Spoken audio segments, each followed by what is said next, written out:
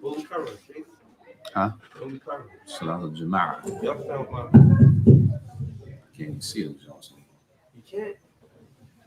Johnson, too small. Hold up. I'm it's too small. Yo, we was in school. This was the head. No, yeah. You ain't had one of these. You wasn't doing nothing. Johnson, it's too small. I can still see it. I mean, like, what y'all ain't that bad yet? I just can't.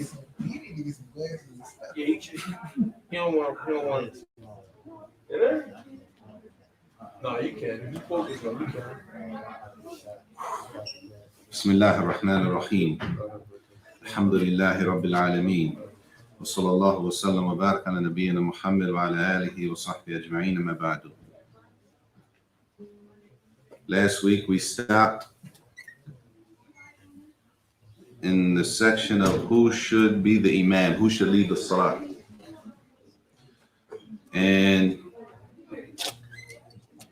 the last part we did was the person who has not memorized, the person who has not perfected al-Fatiha should not lead the salah. The person who combines letters that are not supposed to be combined in Arabic should not lead the salah. The person that exchanges letters and puts the letters in the wrong place, meaning it's supposed to be a one letter and they use another letter instead of that, right? That they should not lead the salah. And he said it was one exception for the changing of a letter. When you replace a letter, if a person replaces a letter that's not supposed to be there with another letter, then that person should not lead the salah, except if it's in one case, right? One letter in al-Fatiha, that if a person reads the wrong letter, mashallah, shukran, sisters, is one letter that if a person in al-Fatiha, they replace it with another letter, then it's no problem for the al-Fatiha. What letter was that? That's where we stopped, right? That was the last thing we did. What was the letter? Oh, that was the homework. What was the letter? Nobody did it? Huh? Was it a scene in the song? La. The only letter in al-Fatiha that can be replaced is Dad. And al-Maghdubi and the word ad-Dalin. If the letter is exchanged and it's not a Dad and somebody reads it as a Va instead of a Dad, they read Va, then in that case, it is no problem. It is no problem. And the word al-Maghdubi, al-Maghdubi, غير al-Maghdubi, they might read it Maghdubi. Right? Like a lot of the Saudis do. They read it Maghdubi. And they say, well, a-Dalin, they say, well, a-Valin, well, a-Va instead. Huh? What about the scene in the song? Allah Alam. They mentioned the scene in the Saud. They mentioned the Dad or the Ta. Tayyib. So the person who exchanges letters, they should not lead the salat. Not should not lead the salat. La imama. That the salat is not valid behind that type of person. Except if they did that exchange between those two letters. But the problem is if a person doesn't know that, then they don't really know what they're doing in the first place. If we don't know what a Saad, a Dad and a Va is, then that's already going to be an issue. He says, "Oh, يلحن فيها لحنا يحل المعنى إلا بمثله."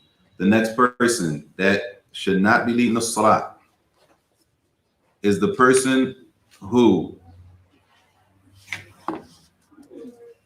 when they recite, they make a mistake in their recitation, and that mistake changes the meaning of the verse. That mistake changes the meaning of the verse. It's possible to make a mistake when you're reciting, and the mistake doesn't change the meaning of the verse. And then it's possible to make a mistake in the recitation of the Quran, and the mistake changes the meaning of the verse. If the mistake changes the meaning of the verse, then this person should not be leading the salat. That the salat is not valid behind this type of person, except if all of the people praying together are on the same level of qira'ah. All of them read pretty much the same. They're on the same level of reciting, their knowledge of how to recite and pronouncing the letters correctly. If they're all the same, then one of them has to lead. But if that's not the case, then that person who makes those mistakes should not be leading the salat. And then he says, وَإِنْ قَدَرَ عَلَى إِصْلَاحِهِ لَمْ تَصِحْ صَلَاتُهُ. And if the person, even though they make mistakes when they pray, right? And Al-Fatiha, and this is important. If the person makes mistakes in Al-Fatiha when they recite, he says, if they're able to correct their mistakes and they don't, then the salat is not valid. The salat is not valid.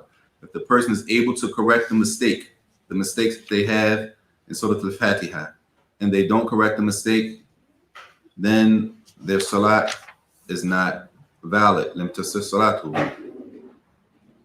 What does that mean? A person has the ability to correct the mistakes. How do you correct the mistakes in Al-Fatiha? You gotta re-say the verse. Huh? You gotta re-say the verse and go back and Say it to who? again. Restart that ayat. How do you know if you're making a mistake or not? You have to know how to say it correctly. How you gonna know how to say it correctly? If you say it and learn. Oh, you have to sit and learn. That means a person has the ability to learn the correct way of reading Al-Fatiha, which many of us, we have the ability. So if we don't take the ability, if we don't take the means to correct ourselves, then that is our problem before Allah Yawm Al-Qiyamah. That's our problem. That's going to be our problem before Allah Yawm Al-Qiyamah. That we don't take the time to correct and make sure a pillar of our salat is correct. Now he moves to the people that it is disliked for them to lead the salat. Who it is disliked. Disliked is not haram, right? What is disliked? Not preferable. Not preferable. You shouldn't do it, but if you do it, you're not sinful. Again, They shouldn't do it, but if they do it, it's not sinful. they shouldn't be leading the salat. But if they led the salat, it's not a sin. It's not a sin on them. But they shouldn't be leading the salat. These group of people are people who should not be leading the salat. Tuqra imam lahan. The person who makes mistakes. He just said the person who makes mistakes, right? But this person who makes mistakes, when they make a mistake, it doesn't change the meaning. Clear? It's possible two things can happen when we make a mistake reciting. Either we make a mistake reciting and the mistake changes the meaning of the verse, or we make a mistake reciting and the mistake does not change the meaning of the verse. If we're making mistakes that change the meaning of the verse, then we shouldn't be leading the salat at all. If we make mistakes that do not change the meaning of the verse, then it is not preferable, is disliked that person leads. Even though if they lead the salat is valid, but it's not preferable. It's not preferred that person leads the salat. Somebody else should be leading. Why? Because he's making mistakes or she's making mistakes. Even though the mistake didn't change the meaning. It's a khata, it's a mistake. The second person, wal-fatfa, which is basically a person who stutters. People stutter in Arabic too, right? People speak Arabic and they stutter. So that means if this person stutters, that means that they're going to, they're going to stutter, period, in Arabic. That this is not preferable that they lead the salat. Or he says, وَنَحْوِ وَمَنْ لَا يُفْصَحْ بِبَعْضِ الْحُرُوفِ. And the person who cannot pronounce some of the letters, they're not very skilled in the pronunciation of the letters in Arabic, that they also should not be leading the salat. How would a person know all of this? How would you know if a person knows how to pronounce the letters correctly or not? All of it goes back to knowledge. It means you would have had to sit in front of somebody, right? And they would have corrected you and told you where your mistakes are and things like that. طيب. Now he moves and he says, وَأَقْطَى يَدَيْنِ أَوْ الرِّجْلَيْنِ أَوْ إِحْدَاهُمَا أَوْ أَنْفٍ. He said if a person is missing, if their feet have been cut off. Do people have feet removed these days? Right? It could be a sickness, whatever the case may be. Or legs, right? Or one of them, one of their legs or one of their feet is cut off. Or their nose. They say this is a deficiency, right? And some of these things could prevent them from standing. Some of these things are deficiencies. And some say that the salat behind them is not valid because they leave off some of the pillars. So they say to leave off to stay away from the argument is disliked that they lead. Meaning if they led, would the salat be valid? They say yes, but it's preferable that these people should not lead. A person who doesn't have any legs is not going to be able to stand, which means they're constantly not doing a pillar of the salat. طيب. He says, so it's disliked for these people to lead. He says, وَأَنْ يَأُمَّ أَجْنَبِيَّ فَأَكْثَرْ لَا الرَّجُلَ مَعَهُنَّ. For a man, sisters, y'all listening? Sisters, because we might be at work and this might happen.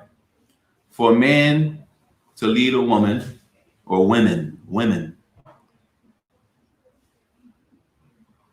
a woman or women is one man, and she's alone. She has nobody with her, and they're alone. Right? For them to go and pray together, they say it is what? Not haram. They say it's disliked. Everybody clear? What happens?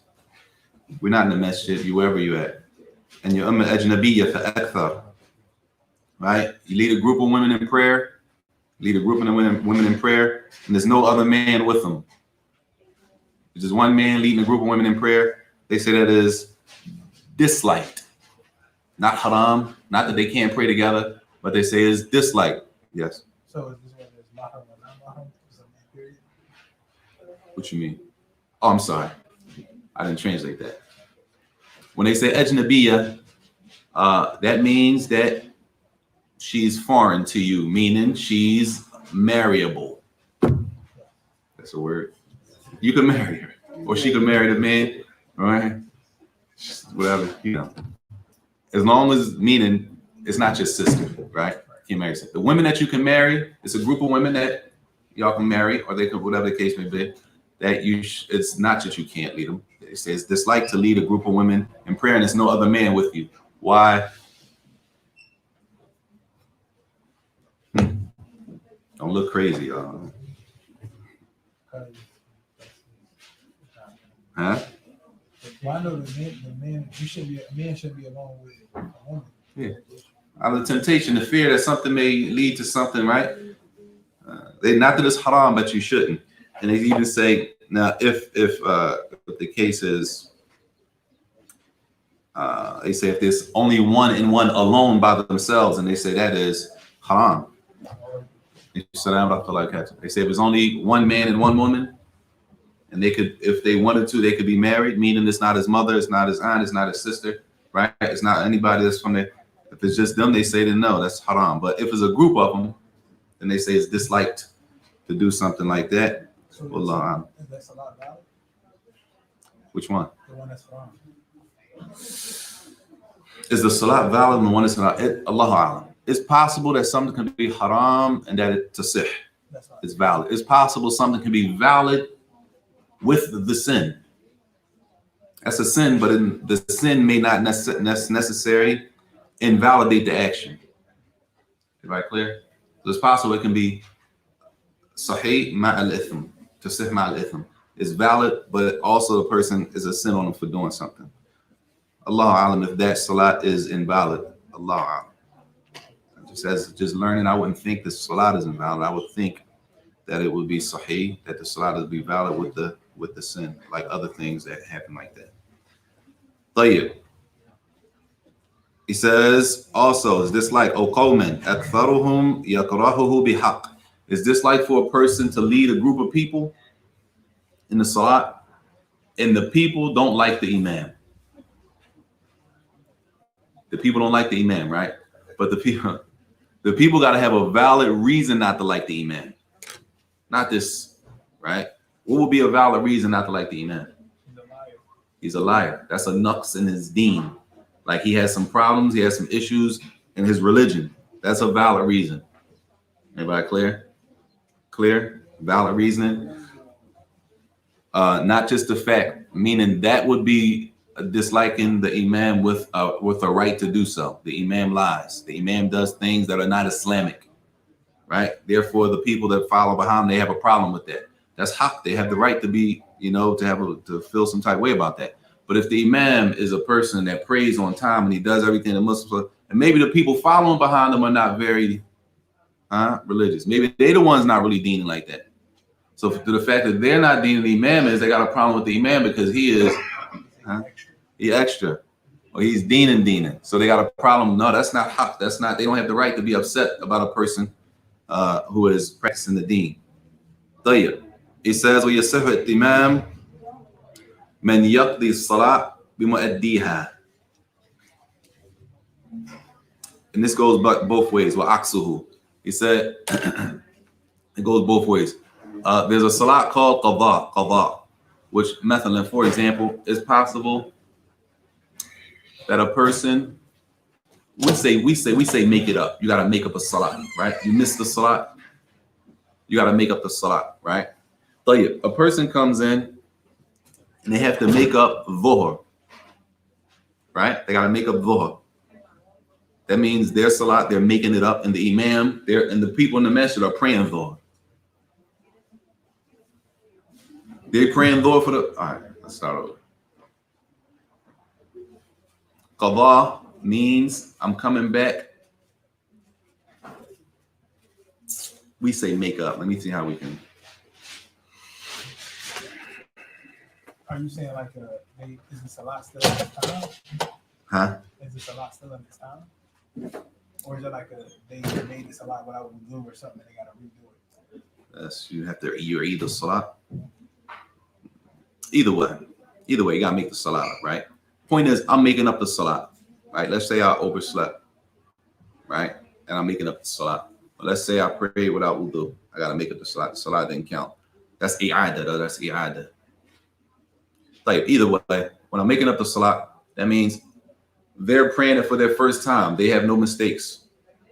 I might be making up the salat because I did something wrong. I'm making up the salat because it's out of its time. I'm making it up for a reason. These people, it's their initial prayer. They have no reason for making it up. Can I go pray behind them? No problem if I go pray behind them. And the opposite is the same. If I'm the one leading the salat and I'm making up the salat, and it's the people behind me, it's their first time praying, no problem. Clear? It goes both ways. For the person making up the prayers, we say, and the person who's making it for the first time. We don't really give them a name in English, but that's no problem. That's no problem. Let's move to the next one. He says, La muftarid bi mutanaffil. And this is the issue, but he says that the person, the muftarid, the person making an obligatory salah, says, Kama law salla dhuhr khalfa man tatawwa bi arba'in rak'ah. He says the person praying dhuhr cannot pray behind the person making a voluntary prayer. Person praying dhuhr cannot pray behind a person praying a voluntary prayer. So say, for example, you come in the masjid, right? You come in the masjid, somebody's praying rak'ah. They're praying like 4 rak'ah. You join in with it. You praying dhuhr, but he's praying sunnahs after dhuhr. You can't pray with them. Right? Huh? That's the problem. It's the mushkila. If you don't know what he's praying, this is an argument with the ulama. Because there's a hadith that Ibn Mas'ud prayed Isha with the Prophet ﷺ. Then he went back to his people, his village, and he led the people in Isha. So therefore, the people were praying an obligatory prayer behind a person that was praying a voluntary prayer. So the ulama discussed the issue. Tayyib. That's according to the author's call. La muftarid bi mutanaffil. Tayyib. Yes. I don't know if it's the same thing, a late prayer. I'm coming in to make Maghrib. The person making Isha. The one that made Maghrib, he missed the prayer. So he can't pray Isha until he makes that prayer up. The previous brother is doing Isha. Down the prayer. That's not that though, because both of those are obligatory prayers. Maghrib is obligatory, Isha is obligatory, right? This issue is one person is praying an obligatory prayer and the other person is praying a voluntary prayer. You with me? So that's a little different.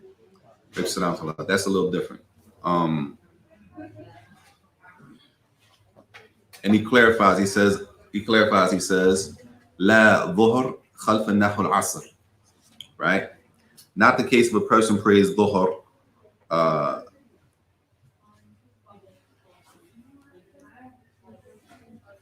I'm sorry. This is really the same thing that he clarifies. Not a person praying dhuhr behind a person praying asr. To them, to some. Whatever the imam's praying, you have to be praying. To some, right? And the others, that it's it's really much the picture of the salah. Dhuhr is 4 rak'ah and Asr is 4 rak'ah. They both have a tashahhud in the middle and a tashahhud at the end. A person could join in their praying with the intention of Dhuhr, and the other person is praying Asr. Some say no. Some say no, that you need to pray with the imam is praying, because the Prophet said, don't differ with the imam. Right? He said, when you're in your niyyah is to pray a different salat, that means you differ with the imam. Right? If the imam is praying Asr and you're praying Dhuhr, that means you differed with the imam. That means you went against the hadith. So they say no, that you shouldn't pray a different prayer behind the imam. That's the call of the author. طيب. Now he moves to the fasl fi mawqif al-imam wal-ma'mum. Lining up in the prayer. Where should we line up in the prayer? يقف الاثنين فأكثر خلف إمام ندبا. Because this keeps coming up. There's a fatwa going around about praying next to your wife. Anybody see that fatwa? About praying next to your wife. Can the man pray next to his wife? Can the wife move up in the rank and pray on the right side of her husband? Is it permissible, sisters, to pray on the right side of your husband in the house because he woke up late, or y'all woke up late and he didn't pray at the masjid with the men, so he had to call the adhan and iqam in the house? And can you line up next to your husband on the right side of him, sisters? There was all that noise over there about that food. And when the question come down, crickets and shit. Sisters, can you line up next to your husband? No? Huh, brothers? One said no. One said no, but she represents the group over there. Another one said they don't know. Alhamdulillah. طيب. It says, يقف الاثنين فأكثر خلف إمام ندبا. Nadban is recommended. It's recommended that if it's 2 or more people, that they pray behind the imam, like we know at the bid. All right. What's the hukum? They say what? Recommended. Recommended to do what? Pray behind the imam. If it's recommended to pray behind the imam, where is it possible that they would pray at? It's possible they pray on the side of them. 2 people. It's possible 2 people pray on the right side of the imam. The recommendation is to do what? That they pray in the back of the imam. طيب. ويصح عن يمينه. Right? The recommendation is to be behind, but it's valid if they pray on the side of them. The salat is valid if they pray an yaminihi, wa bi jambayhi, or on both sides of them. On both sides of the imam. It's possible one person stand on the right side, and one person stand on the left side. It's not valid. La yasarihi faqat. It's not valid if they just line up on the imam's left side. Clear? If they just line up on the left side, then it's not valid. If they line up on the right side, valid. If they line up on the right and the left, valid. If they just line up on the left side of the imam, la. طيب. It's not valid to line up just on the left side of the imam. O qaddam. It's not valid if you're praying in front of the imam. The salat is not valid praying in front of the imam. Clear? Everybody clear? Places where it's not valid to pray. It's not valid to pray only on the left, and it's not valid to pray in front of the imam, to be in front of the imam. طيب. He says, وَلَا فَضًّا خَلْفَهُ أو خَلْفَ الصَّفْ. He says also, if the imam, it's the imam and one other person. Imam and one other brother, let's say, for specific. It's the imam and one other man praying with him. It is not valid for that one brother to line up behind the imam. So they like in a single file. Not valid. Not valid. It's one imam and there's one person standing behind him. طيب. Or O khalf as-saf. And this is another discussion with the ulama scholars. It is not valid. The person's salat who prays in the rank behind them, you come in and they pray by themselves. There's no room on the front row. It's a way to fix that. All right.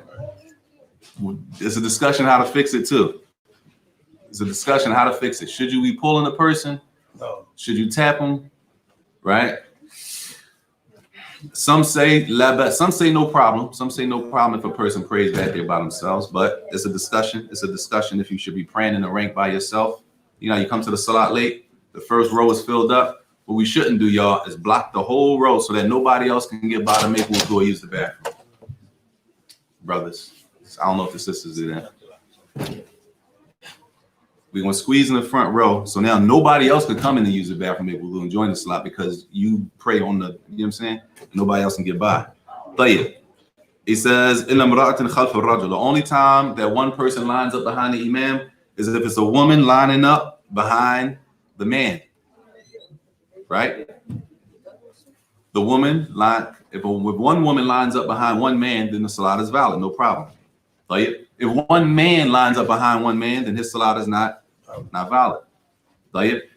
If people just line up on the left side of the imam and there's space on the right, then their salat is not valid. If people are lined up, brothers, if you line up in front of the imam, if it's two brothers praying together, there's no reason that the person that's following the imam is in front of them, lining up. There's no excuse. It's only two of y'all praying. You can look down and see who's in front and who's not in front. Sometimes brothers try to put their foot right exactly on the side of yours. They want to line them up exactly, and he end up being in front of the imam. Even if they say, well, no, you can't move back, Shwaya. No, what you can't do is move ahead of the imam. You can be behind the imam. You're not standing directly behind him, but if the imam is Shwaya in front of the person, that's the mafrud, that he's the imam is leading. Can you be side by side? You can be side by side, but you don't want to do is put yourself in the jam and go in front of the imam. Now you lined up in front of the imam for 2 rak'ahs straight. 2 rak'ahs out of 4 rak'ahs, you was in front of the imam. What's the excuse? What's the excuse? And it's only 2 of y'all. Tayyib, he says, so not in front of the imam. طيب وتقف الإمامة النساء في صفهن ندبا. I don't know what happens because I never seen this, but this for the sisters. Sisters, when the sisters pray together, who's the imam for the sisters, and where does the sister line up? Who's leading the salat? Huh? Sisters? She lines up in the middle. طيب. Can she line up in the front? MashaAllah. طيب.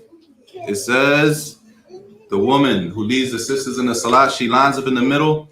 That is recommended. It's recommended that she stands in the middle. There's no problem. If she moves up in the front, there's no problem. It's not going to validate the salat if she stood in the front. But it's nadban, as they say, nadban, to stand in the middle. So if you come in and you see some sisters and they lined up and you say, yo, you can't do that. We got to pray over. You don't have to pray over. But it would have been better had she stood in the middle, like, which is what is not famous, but you know, what people know. طيب. So after the lineup, after the man, he says وَيَلِيهِ الرِّجَالِ.